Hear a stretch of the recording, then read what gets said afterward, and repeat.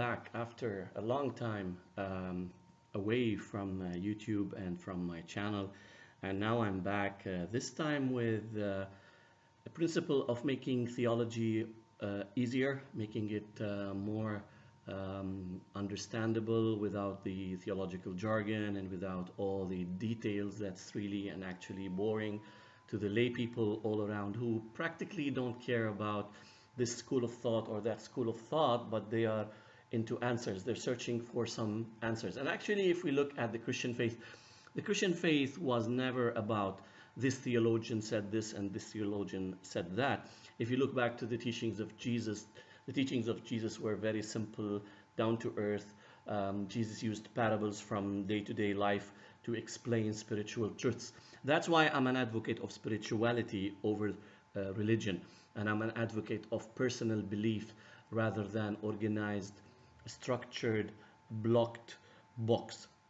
That's why I'm into a relationship with God rather than just a set of doctrine. Though I'm a doctrine people, I'm a doctrine person, and I have my own system of belief because I like to have it in my mind, at least something that I convince myself with, not pretending that I know everything and I have an answer for everything, but just for consistency reasons, because if I find that any spot or any point in my way of thinking is contradictory to other things that I believe in, it makes it inconsistent, and I'd rather have a systematic way of thinking rather than anything confusing.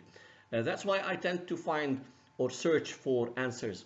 Again, I never pretend that I have all the truth or I understand everything. I'm just growing in my knowledge of God, and I believe that God is after our heart rather than our theology. Even if we miss some things or we don't understand some things properly, God still deals with us and loves us, and his grace is unchanging towards us, because it's not about how much you know about him, it's about knowing him. It's not about your theology building up, rather it's about talking to him, relying on him, connecting with him on a daily basis, and just this relationship factor, which is the most important in any spirituality, in any relationship with the real living God. Because God is living. If you believe that God is alive and that he's a living God, then the relationship with him is also a living relationship, and it should be a day-to-day interaction with the divine. And I believe, like children and parents, I know it personally. It's not about how much my daughter knows about me, rather it's about just the passion and the love that I have for her, and how much she also shares this passion with me.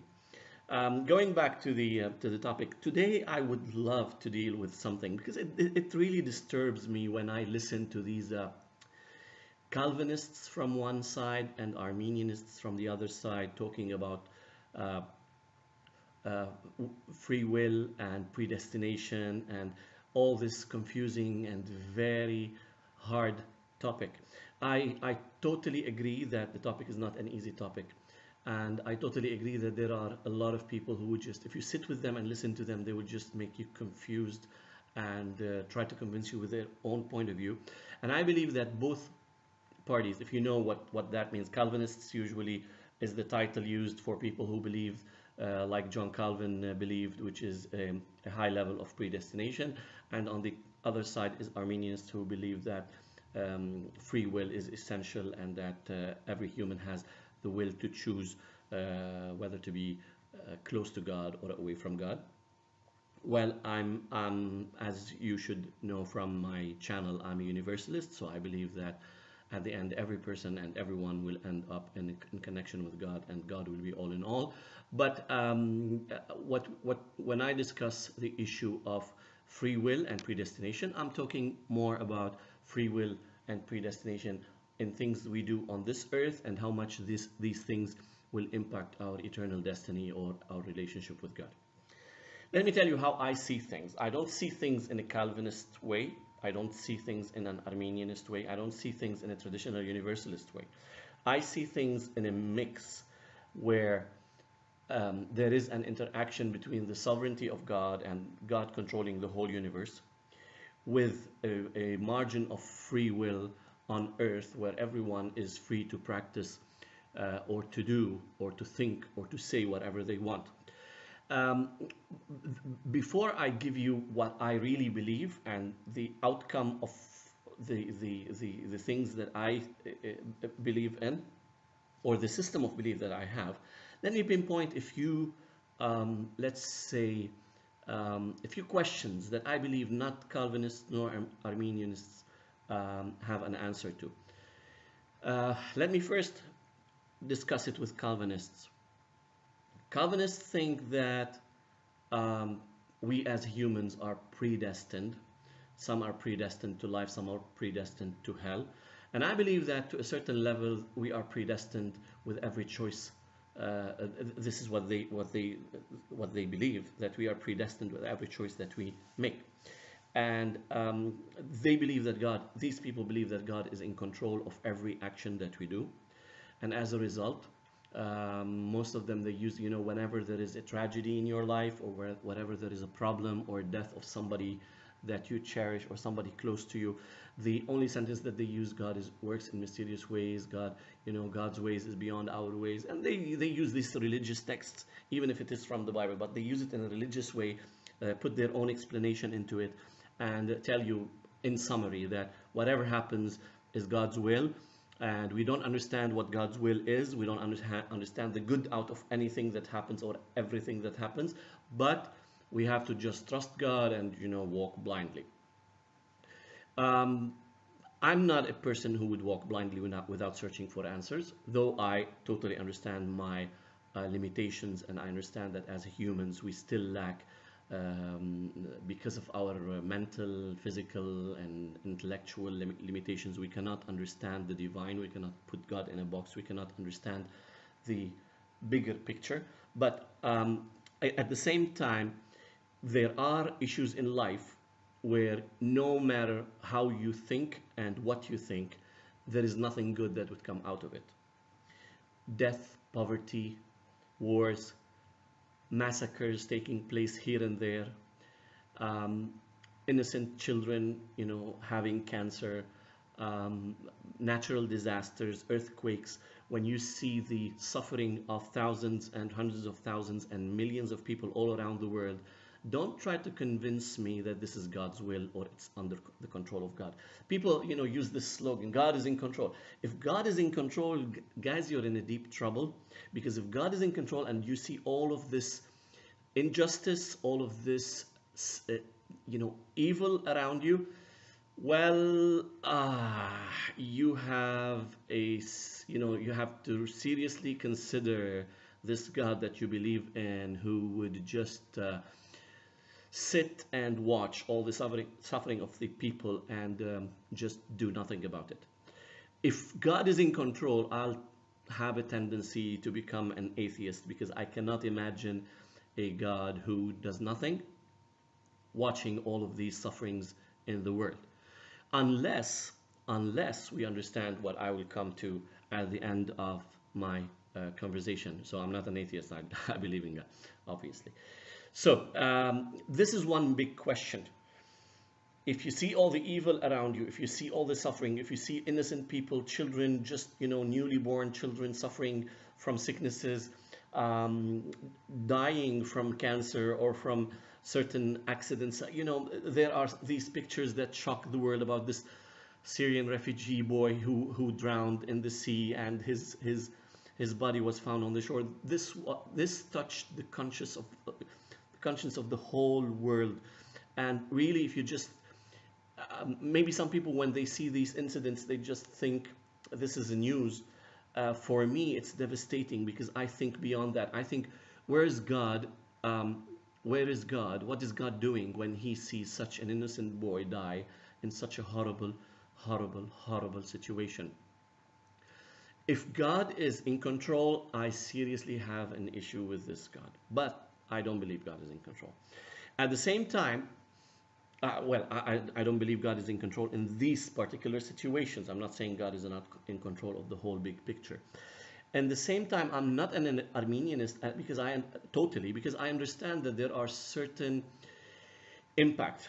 There are a lot of factors that surround us that have an impact on our decisions. It's not that every day we wake up a neutral human being with no influences from the genetics, from the way we were raised, from the media influence, from the cultural influence.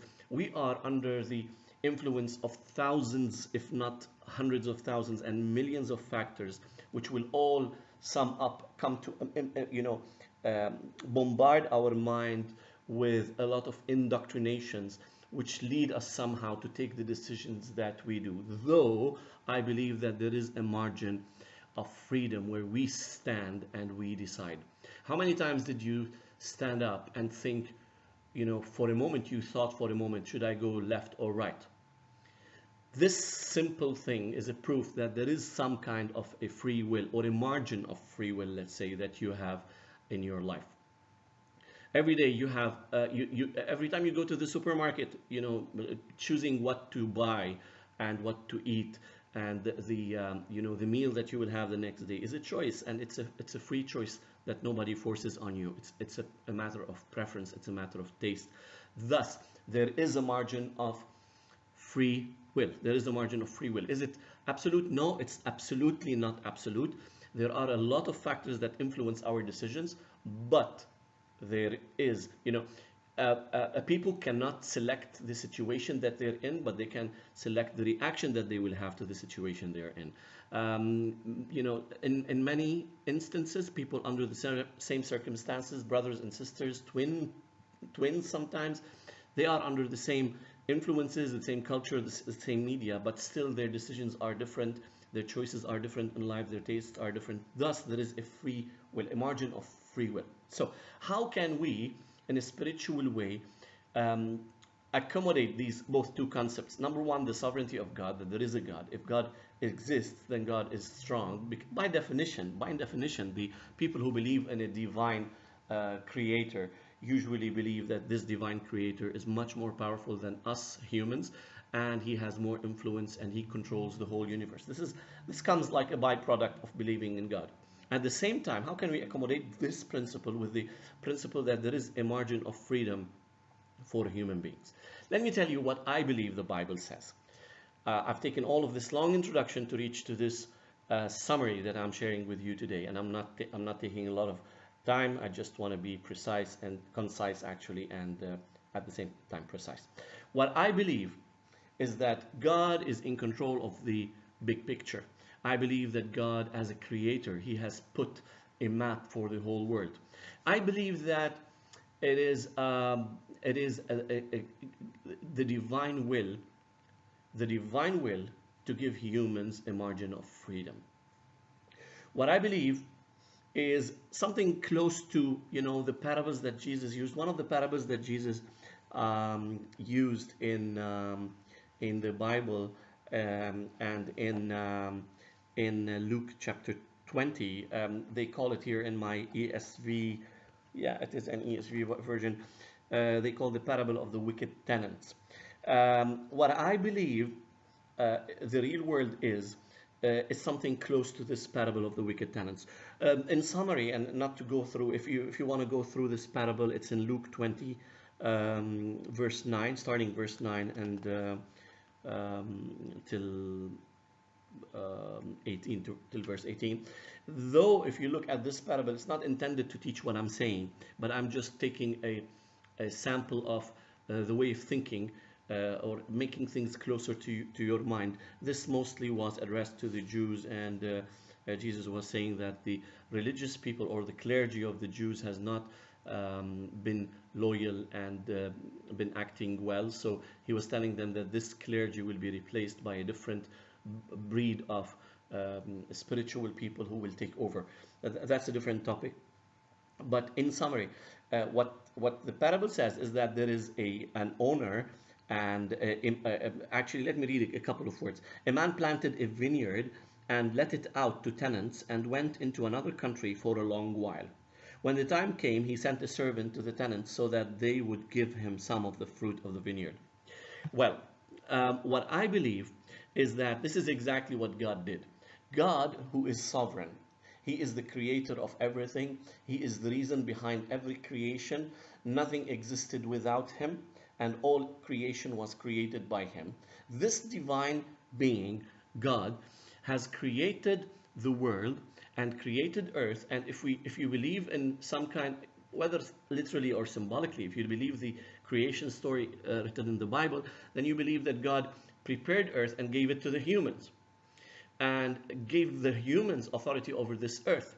And actually, if you look at the Old Testament or the Jewish Bible, you will see a lot of references to this. Even, a very clear sentence in Psalm 115 says, "The heavens are the Lord's heavens, but the earth He has given to the children of man." And you can see this, everywhere. God has given authority to the man.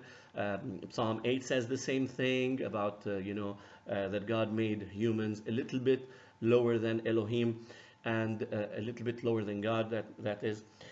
So God created earth and gave man authority over this earth.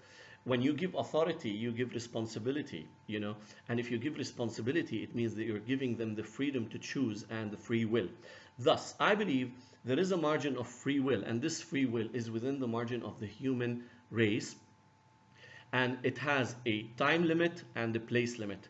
The place is the creation that we have here, earth, and the maybe the stars. I don't know how much authority we have over the stars, but I believe that over this planet and other planets around us, we as humans have authority from God, delegated from God, but this authority is over a place, and it is for a period of time.